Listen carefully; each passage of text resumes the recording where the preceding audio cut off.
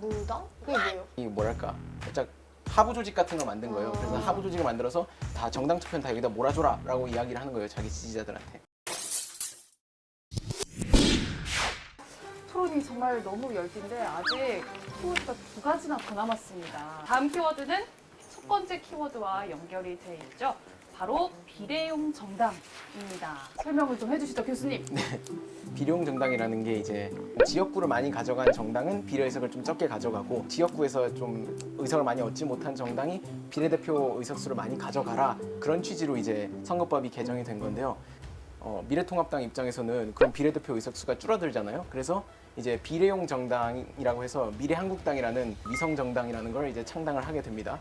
그 네. 위성 무당? 그게 뭐예요? 미래통합당이 행상 역할을 하는 거고 그다음에 미래한국당 같은 경우에는 미래통합당에 이제 종속돼서 이렇게 돌아가는 위성 정당이다. 그렇게 해서 위성 정당이라고 부르는 거죠. 이 뭐랄까 살짝 하부 조직 같은 걸 만든 거예요. 그래서 하부 조직을 만들어서 다 정당 투표는 다 여기다 몰아줘라라고 이야기를 하는 거예요. 자기 지지자들한테. 정말 치열한 공방이 예상이 되는데요. 그럼 60초 토론 바로 시작해 볼게요. 이번에는 규범 학생이 먼저 방어를 하는 것으로 하겠습니다. 공격 들어갈게요. 시작! 그러니까 미래통합당이 만든 위성정당 미래한국당이 얼마나 비정상적인 정당이냐면 아시죠? 울산시당이 울산시에 아무도 앉지 않은 논밭에 컨테이너를 사무실이라고 신고를 했습니다. 또는 미래한국당이 어떤 당사는 A4 용지로 이름을 뽑아서 자유한국당의 자유 위에 미래라고 붙여놓고 신고를 했단 말입니다. 근데 거의 불법 정당이고 가짜 정당인데 이름만 만들어놓은 정당 형태이고요. 그리고 선거법상 등록이 됐다는 건 미래통합당과 미래한국당은 법적으로는 다른 당입니다. 근데 미래한국당의 공천 과정을 황교안 대표님, 미래통합당의 황교안 대표님이 마음에 안 든다고 이렇게 저렇게 하라 했더니 진짜로 이렇게 저렇게 바뀌고 있습니다. 이거는 다른 당의 공천, 다른 당의 선거 준비를 다른 당이 방해하는 것이고 명백한 선거법 위반이고 정당법 위반 소지도 있는 거고 헌법에 위배되는 소지도 있는 겁니다. 이런 가짜 정당을 만들고 위법을 하는 미래한국당 또 미래통합당 황교안 대표님을 비롯한 어른들을 저는 어떻게 이해를 해야 되는지 정말 모르겠습니다. 정확히 60초. 자, 그럼 바로 상혁 학생 공격 네. 시작할게요. 시작! 우선 미래한국당이 미래통합당의 위성정당이라는 걸 미래통합당은 별로 변명할 생각이 없는 것 같습니다. 그냥 인정하고 그냥 실리를 챙기자 이런 입장인 것 같아서 거기에 대해서는 더 말씀을 안 드릴 것 같고요. 대신에 위성정당을 만든 명분으로 내세운 게 우리는 선거법에 합의하지 않았다. 선거법은 룰인데 너네들만 그런 식으로 합의하면 되냐 이런 입장을 밝히셨는데 사실 노동법도 노동시장의 룰입니다. 근데 탄력근로제 단위기간 확대, 최저임금 산입범위 확대 이거 노동계가 합의 안 해줬잖아요. 근데 그럼 노동계는 그거 안 따라도 됩니까? 말도 안 되는 소리입니다. 이거 법치주의 국가에서 있을 수가 없는 얘기예요. 그래서 정의당은 미래한국당에 대해서 정당 해산 심판을 지금 청구를 했고요. 그 다음에 또 각종 그 황교안 대표의 개입에 대해서도 정당법으로 다 고발을 했습니다.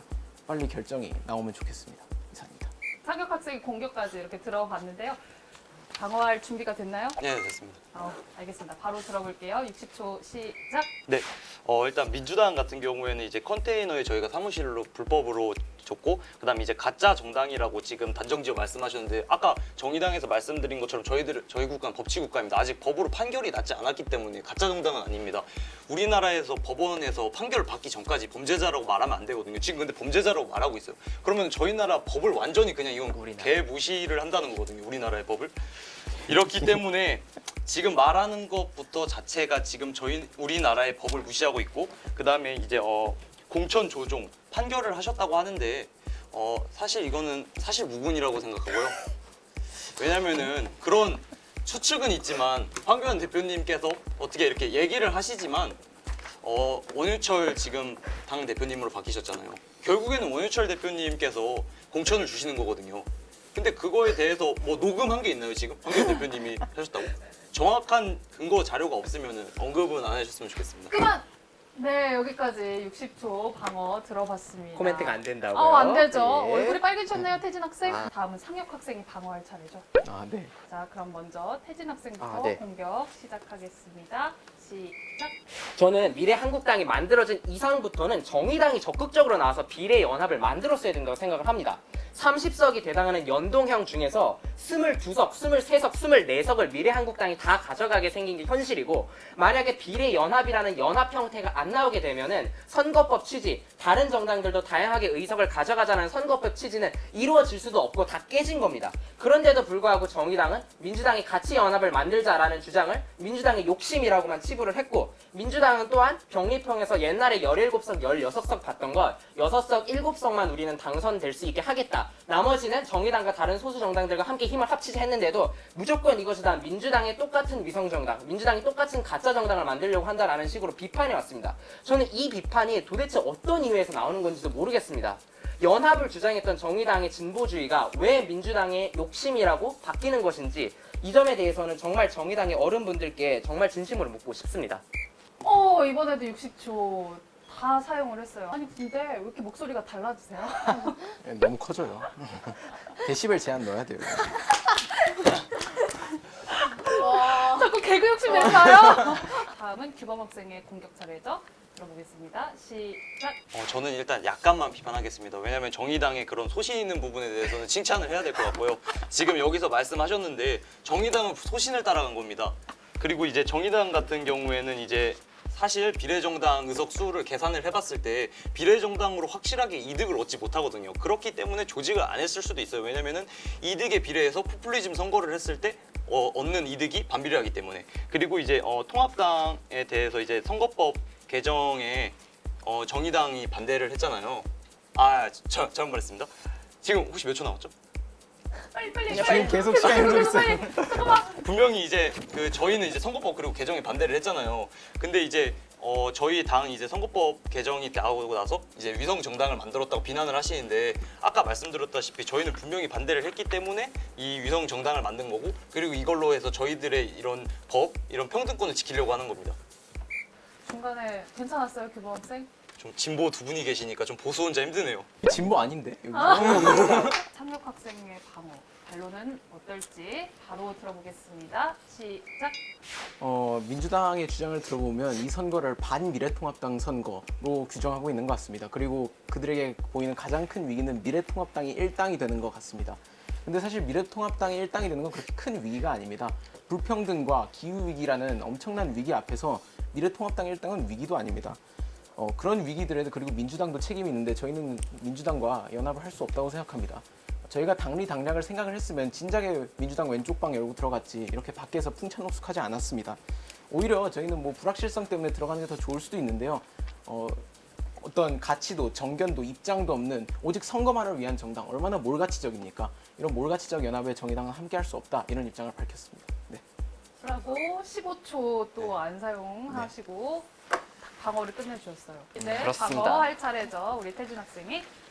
상혁 학생이 이번에는 공격을 네. 시작하도록 하겠습니다. 시작. 민주당이 선거 초반에 처음에 비례 정당을 만든다고 했을 때 내세웠던 명분은 소수 정당의 의석을 보장해 준다라는 거였습니다. 근데 녹색당과 미래당은 토사구팽시키고 어디서 이상한 가자환경당, 가자평화당 데려왔습니다. 가자환경당은 환경단체 연대회의에서 들어본 적도 없다고 성명을 냈고요. 그다음에 가자평화인권당은 무슨 유사 역사학을 신봉하시는 분이 대표로 계시는 당입니다.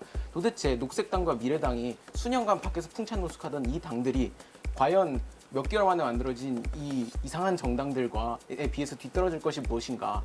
결국에 이것 또한 민주당이 자신들을 중심으로 재편을 하려고 한다라는 의혹을 지울 수 없을 것 같습니다.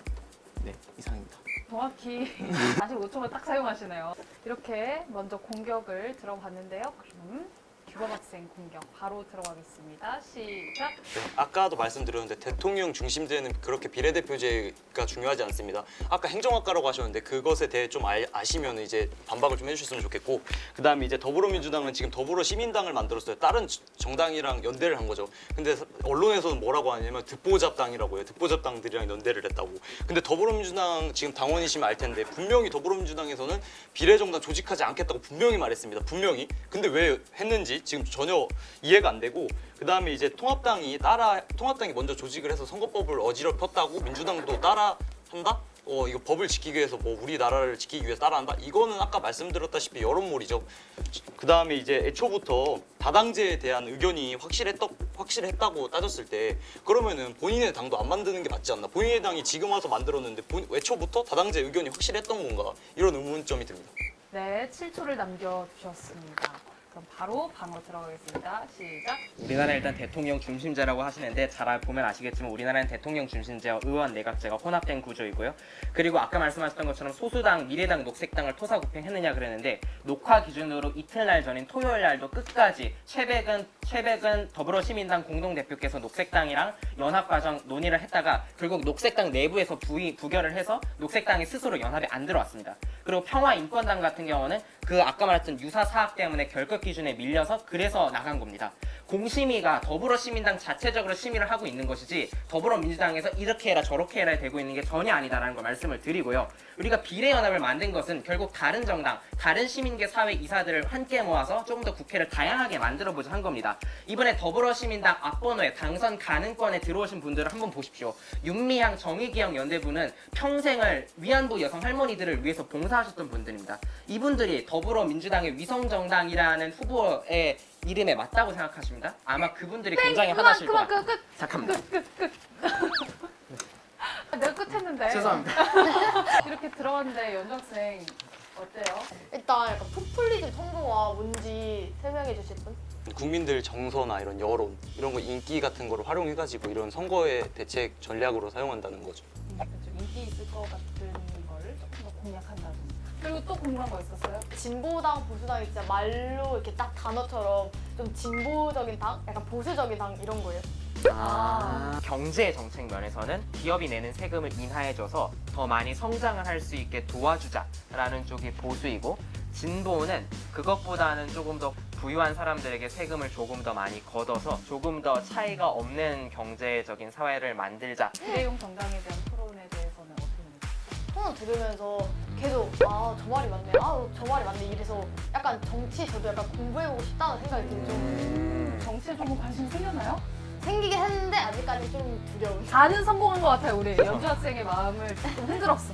알겠습니다. 그러면 마지막 톤 공천으로 넘어가 보겠습니다. 상황의 공천은 막가는 공천이라고 볼 수가 있을 것 같습니다. 후보 같은 경우에는 여성 혐오 발언으로 이런 분을 안 거르고 도대체 뭐 황교안 대표님을 위한, 황교안 대표님의 사람들만을 위한